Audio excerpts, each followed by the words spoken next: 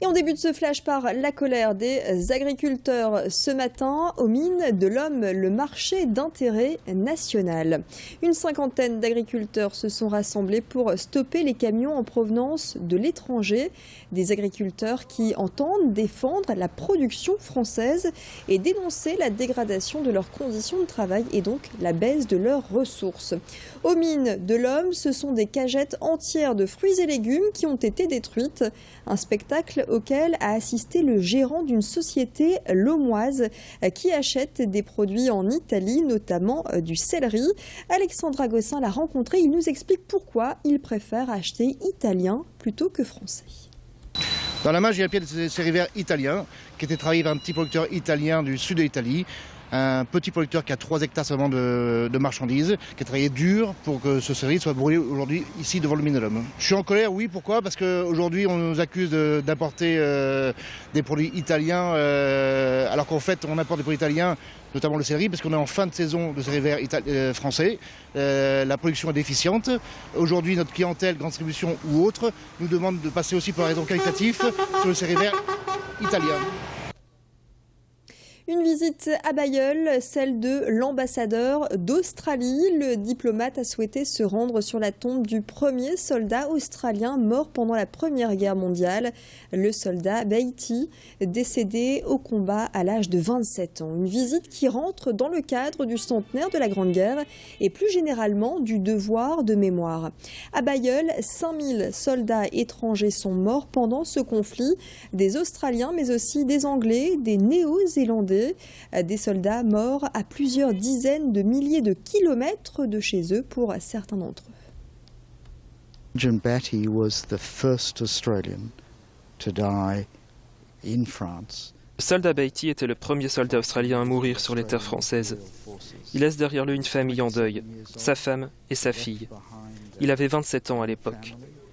Lorsque j'ai présenté mes lettres de créance au président Hollande vendredi, j'ai décidé que venir ici déposer une gerbe sur sa tombe serait mon premier acte en tant qu'ambassadeur, pour marquer la mémoire de tous ces hommes du sergent Beatty, mais également de tous ces Australiens qui sont tombés pendant la guerre.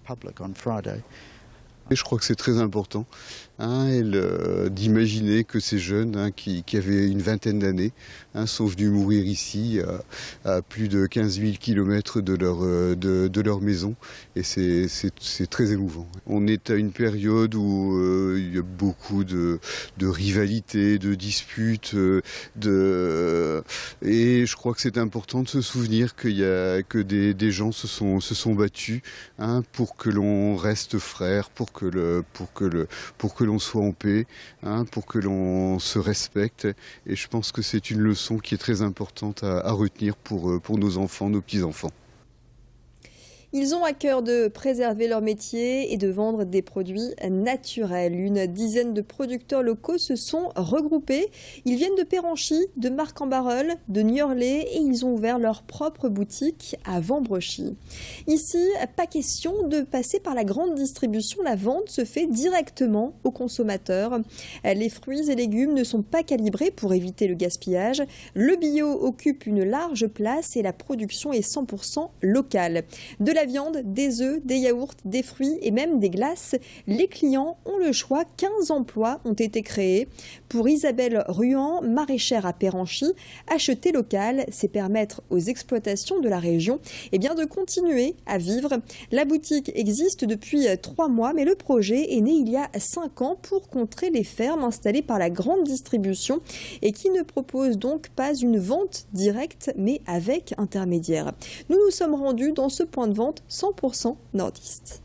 Si on regarde la concurrence, c'est vrai qu'ils ont essayé, ils essayent de nous voler ce que nous on a créé depuis plusieurs années, nous et nos parents. C'est vrai qu'ils travaillent avec des producteurs locaux, mais ces producteurs locaux ne font pas de vente directe, donc on n'a pas la même vision des choses. Nous on défend vraiment les ventes directes.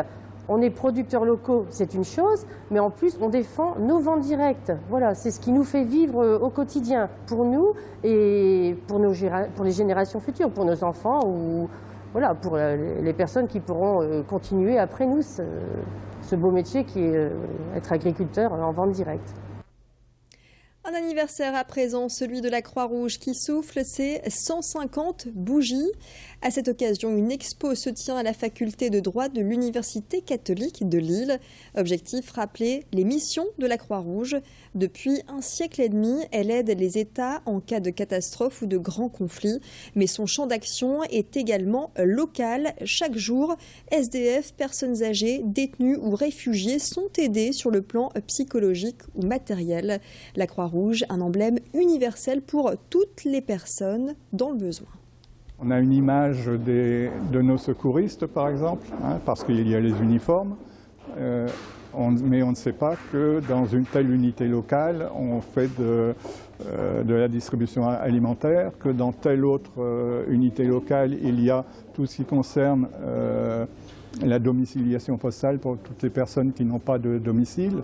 Il y a tout un ensemble où nos interventions en prison-justice au niveau des personnes détenues ou une intervention au niveau des personnes âgées. Tout cela, on ne le voit pas. Fin de ce flash, merci de l'avoir suivi. L'actualité continue sur Grand Lille TV.